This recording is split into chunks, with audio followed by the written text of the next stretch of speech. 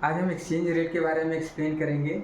और ये exchange rate generally international trade से जुड़ा हुआ टर्म है। और इसमें जो है हम ये जानेंगे कि एक देश जो है जब दूसरे देश के साथ व्यापार करता है और उसके व्यापार होने के दौरान जो करेंसी का जो एक्सचेंज अगर एक देश से दूसरे देश में होता है तो वो किस रेट से होता है, इसके बारे में हम यहाँ समझेंगे। ठीक है। इसके बाद इसमें हम ये भी जानेंगे कि एक्सचेंज रेट कैसे हम जानेंगे कि एक्सचेंज रेट हमारा बढ़ रहा है या घट रहा है।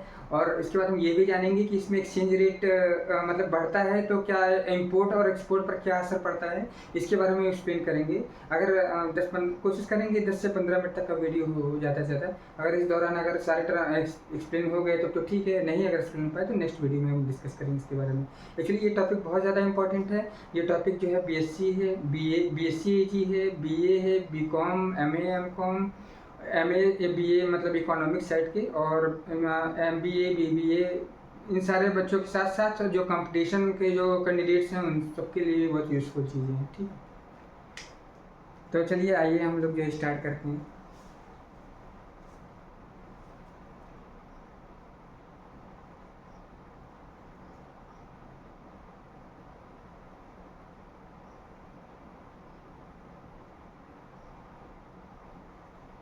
जनरली जो रेट होता है, रेट का मतलब क्या होता है? रेट का मतलब कोई एक वस्तु, कोई एक पर यूनिट। रेट का मतलब पर यूनिट मतलब कोई भी एक चीज़ अगर हम ले रहे हैं तो एक चीज़ लेने के लिए हमें कितना देना पड़ रहा है, कितना अमाउंट देना पड़ रहा है। उसी तरीके से एक्सचेंज रेट क्या होता है?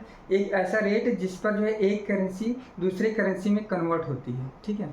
The exchange rate is the rate at which one currency is exchange for the other currency. ठीक है, ये चीज़।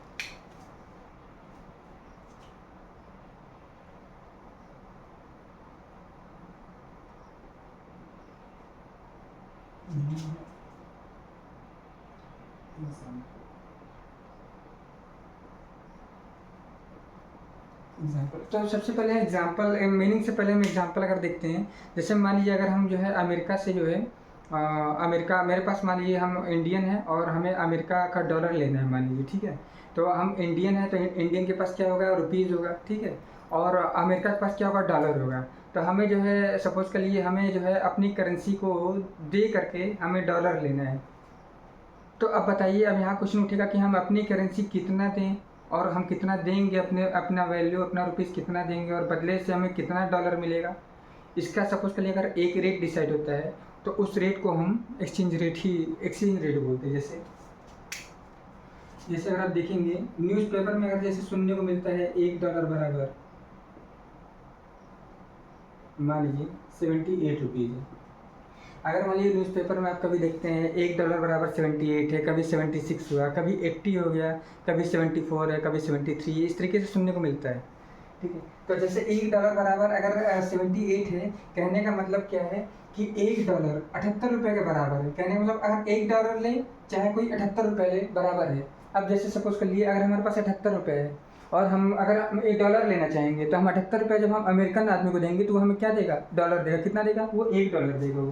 ठीक है। अगर हम 78 देंगे तो वो $1 देगा। अच्छा, अगर मान लीजिए हम जो है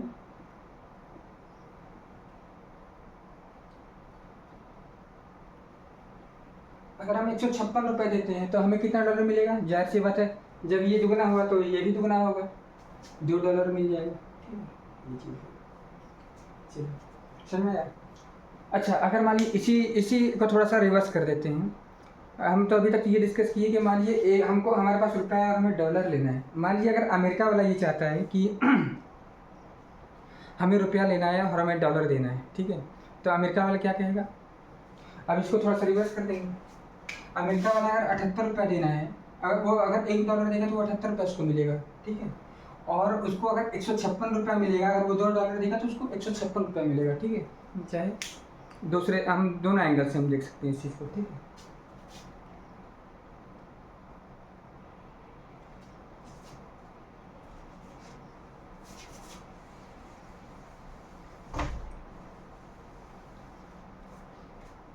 तो अब इस एग्जांपल से हमको ये चीज़ समझ में आया कि ये जो दो करेंसी का आपस में लेन-देन जो होगा या विनिमय होगा या एक करेंसी से दूसरे करेंसी में जो बदलाव होगा, परिवर्तन होगा, वो किस रेट से होगा ये चीज़। तो इसी चीज़ में हम बताते हैं कि मतलब मेरे पास रुपया है तो रुपये को अपना दे करके डॉलर लेना चाहें, या किसी पास डॉलर है वो डॉलर दे के रुपया लेना चाहें तो किस रेट पर होगा, कितना लेगा कितना देगा, इसी चीज़ के बारे में ये रेट होता है, वो रेट बताता है वो चीज़। तो अगर देखा जाए तो एक्सचेंज रेट क्या होता है? Exchange rate it is the rate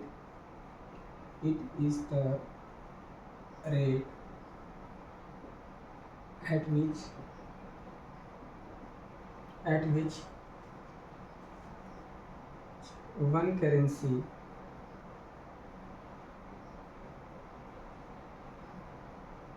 या यूनिट ऑफ, ये कह सकते हैं unit of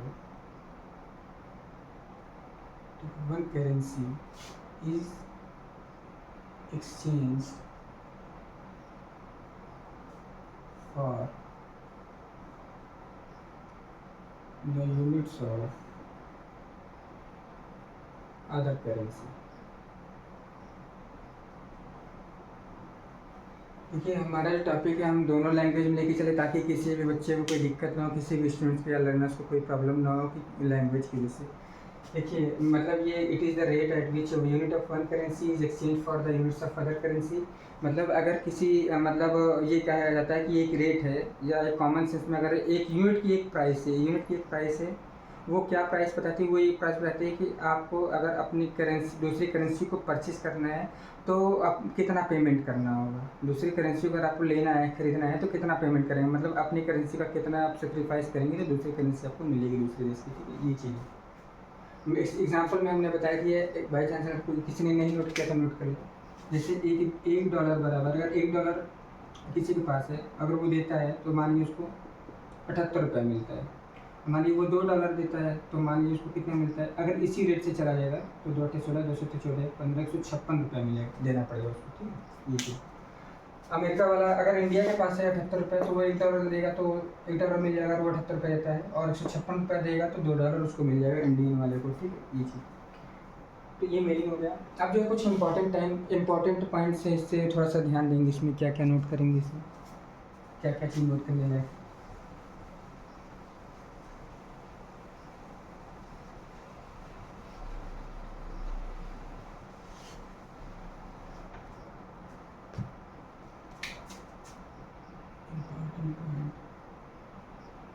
important point.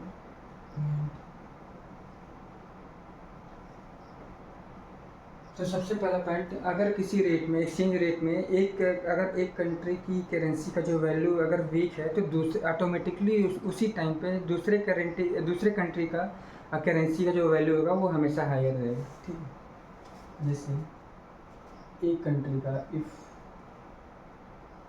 Currency, मतलब हम ये कह सकते हैं कि foreign value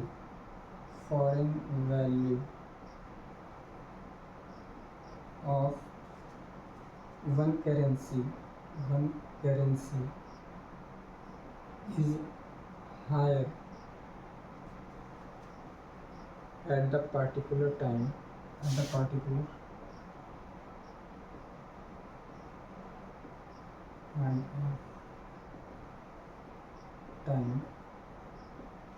then at the same time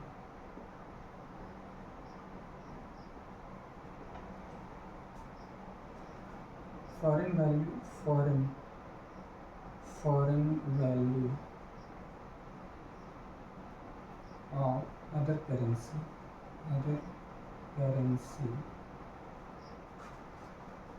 is weaker than former currency। कहने का सेंस ये है कि अगर किसी पर्टिकुलर पॉइंट पे, अगर मान लीजिए किसी पर्टिकुलर समय में, किसी निश्चित समय में अगर एक करेंसी की वैल्यू ज़्यादा है सामने वाले की अपेक्षा, तो ऑटोमेटिकली सामने वाली करेंसी उससे वीक रहेगी। ठीक है, जैसे हम एक एग्जांपल लेते हैं हम लोग।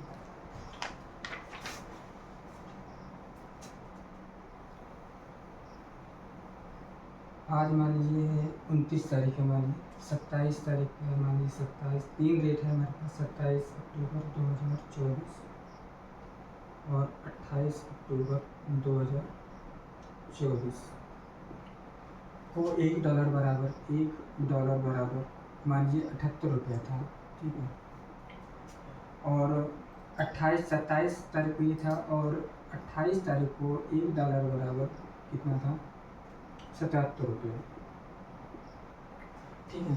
तो देखिए अगर हम ये देखते हैं, जो रेट है मेरे पास 27 तारीख को $1 बराबर 78 रुपये था, लेकिन 28 तारीख मतलब नेक्स्ट डे पर $1 बराबर 77 रुपये है। तो हम ये देखेंगे कि क्या इसमें अपने मतलब इंडियन की जो करेंसी, इंडियन की जो foreign currency value, Indian currency की जो फॉरेन वैल्यू है, इंडियन करेंसी की जो फॉरेन वैल्यू है, या हम कह सकते हैं दूसरे सेंस में एक्सचेंज रेट है इंडिया का करेंसी का, वो मतलब घटा है या बढ़ा है, देखिए। तो देखिए वास्तव में वो इंडिया की जो एक्सचेंज रेट है करेंसी का, वो क्या हो रहा है, बढ़ा हुआ है। कैसे जानेंगे, देखिए पहले $1 पर हम देखिए 27 तारीख को जब इंडिया $1 लेना चाहता है तो उसको 78 रुपये देना पड़ता था, लेकिन अब अगर 28 तारीख को अगर वो $1 परचेज करेगा तो उसको फिर 77 रुपये देना पड़ेगा। कहने का मतलब उसको सेम अमाउंट ऑफ डॉलर जो है will be provided at the rate of only 77 rupees on 28th. On the other hand, on 27th, actually Indian had to spend rupees 78 rupees, which is more than the 77, 1 rupee more than 77. Will have to be would have to expand for $1. लेकिन मतलब Indian people gets $1 in for the in instead of rupees 78, and on 28th October 2024, now exchange rate of Indian currency will increase by ₹1, and now he can get $1 by spending only 77 rupees. It means the currency value of Indian rupee has been increased.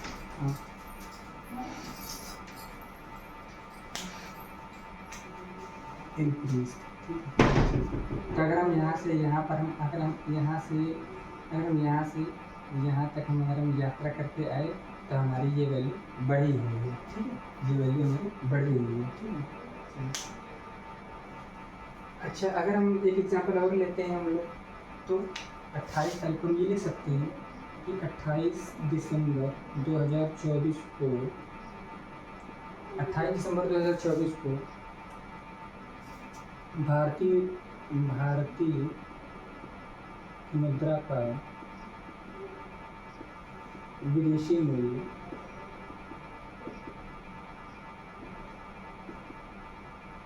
₹1 से ₹1 से बढ़ गया, ठीक है। मतलब 28 अक्टूबर 2024 को भारतीय मुद्रा का विदेशी मूल्य का मतलब दूसरी करेंसी का जो हम परचेस करेंगे तो उसके बदले हमको कितना देना पड़ रहा है, हमको अपनी करेंसी का कितना पेमेंट करना पड़ रहा है, वो ₹1 बढ़ गया, क्योंकि हमें ₹1 कम देना पड़ रहा है। तो मेरा एक वैल्यू बढ़ गया, मेरा स्ट्रांग हो गया वो वैल्यू, ठीक है। अब एग्जांपल और लेते हैं हम लोग, जैसे 27 अक्टूबर, ये थोड़ा सा 27 अक्टूबर 2024 को $1 की कीमत मान लीजिए जो है 65 रुपीज़ था, ठीक है। या एक काम करते हैं, यही रहने देते हैं, मान लीजिए 78 है, चलिए मान लेते हैं 78 रुपीज़ है, ठीक है। लेकिन 28 तारीख को क्या हुआ, 28 तारीख को 28 तारीख को कुछ ऐसा चेंज आ गया इकोनॉमी में, वर्ल्ड इकोनॉमी में, और उसकी वजह से इंडियन इकोनॉमी में ऐसा चेंज आया तो उसकी wैल्यू अचानक से क्या हो गई, 78 से पहुंच के कितना हो गया, 65 हो गया, मान लीजिए 65 हो जाएगा। अगर 65 हो गया तो इसका मतलब क्या होगा कि ऑटोमेटिक वैल्यू बढ़ गया है। क्यों? क्योंकि $1 बराबर 78 रुपये। पहले क्या था कि मान लिया हम इंडियन पीपल हैं, हमारे पास 78 रुपये था, अगर मेरे पास 78 रुपये तो 27 अक्टूबर को हम 78 रुपये मेरा पूरा खर्चा हो जाता था $1 खरीदने में, ठीक है। आज की डेट में भी मेरे जेब में मान लीजिए 78 रुपये है, लेकिन आज की डेट में अगर हम $1 मतलब 28 तारीख को अगर मेरे जेब में अगर 78 रुपये है, लेकिन अगर हम $1 खरीदना चाहेंगे तो हमें कितना देना पड़ेगा, वास्तव में 65 देना पड़ेगा, ठीक है। 65 में से 65 खर्चा करके ही हम $1 ले लेंगे, तो हमें बचत कितनी हुई, 78 माइनस 65 कितना हो गया, 13 रुपये का हमारे पास बचत हो गया। तो ये क्या हो गया, ये इंक्रीज, ये 13% हो गया, 13 रुपये जो भी क्या बढ़ गया वैल्यू, ये चीज़। अच्छा, अगर हम अब आते हैं एक एग्जांपल लेते हैं हम लोग, इसको नोट करिएगा, ठीक है, इसको नोट करिए।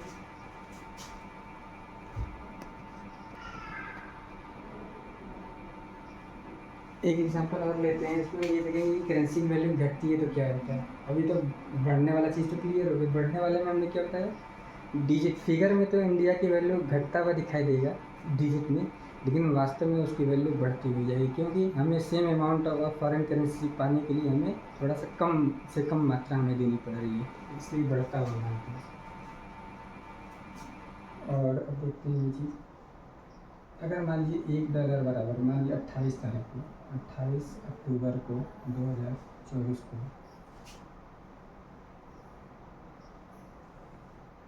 एक डॉलर बराबर, अगर मान लीजिए 70 रुपीज़ था, 70 रुपीज़ था, ठीक है। और मान लीजिए 29 अक्टूबर 2024 को $1 बराबर मान लीजिए कितना हो गया, मान लीजिए 72 रुपीज़ हो गया, 72 रुपीज़ हो गया, ठीक है। अब देखिए यहाँ पे क्या हुआ, वैल्यू फिगर में तो वो बढ़ रहा है, वैल्यू दिख रहा है, लिख रहा है, बढ़ रहा है, लेकिन वो वास्तव में घट रहा है। क्यों?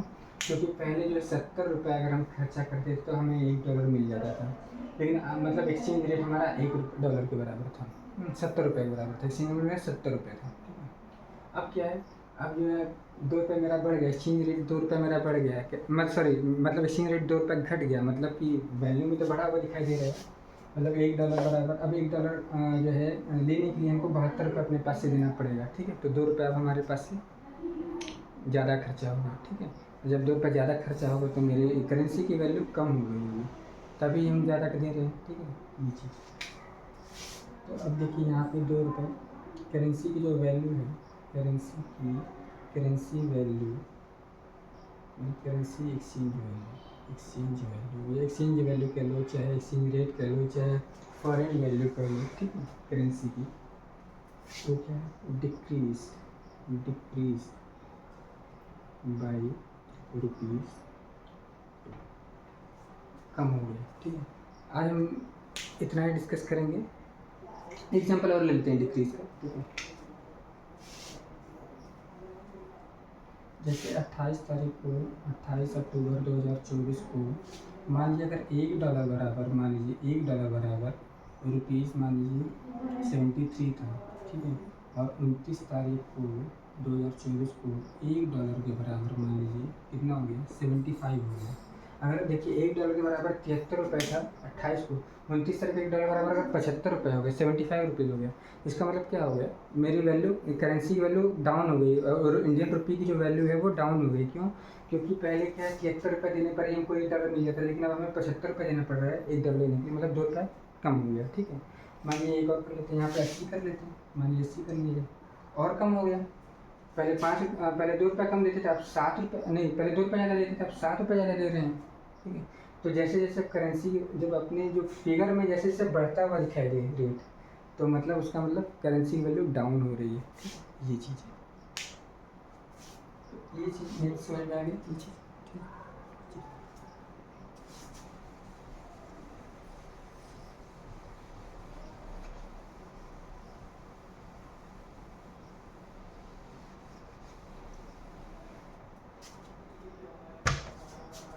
अब आते हैं हम इम्पैक्ट, अब हम आते हैं थोड़ा सा इम्पैक्ट्स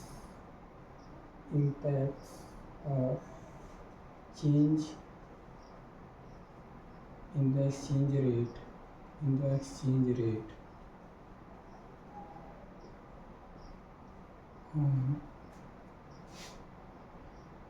बैलेंस ऑफ ट्रेड, मतलब अगर हम एक्सपोर्ट एंड इंपोर्ट की बात की जाए, एक्सपोर्ट एंड इंपोर्ट, आप देखेंगे कि इम्पैक्ट्स ऑफ चेंज, अगर जो है एक्सचेंज रेट में अगर चेंज आ रहा है तो उसकी वजह से इंपोर्ट और एक्सपोर्ट में क्या असर पड़ेगा, क्या मतलब एक्सपोर्ट मेरा घटेगा या बढ़ेगा, करेंसी वैल्यू घटने बढ़ने से एक्सपोर्ट और इंपोर्ट में क्या कमी आती है या वृद्धि आती है, इसके बारे में डिस्कस करेंगे। थोड़ा आसान करने समझने के लिए हम लोग चार्ट बना लेंगे, चार्ट।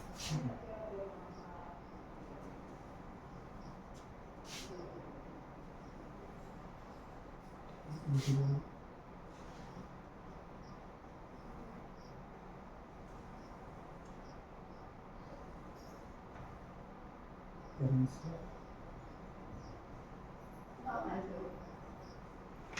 एक्सचेंज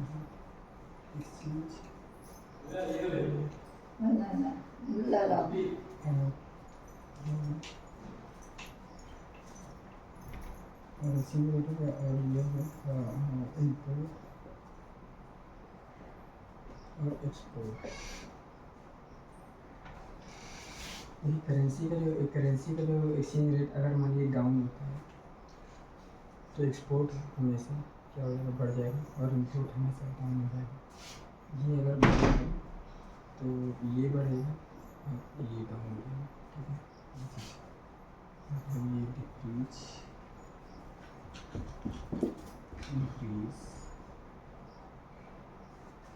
ये डिक्रीज और ये इंक्रीज और ये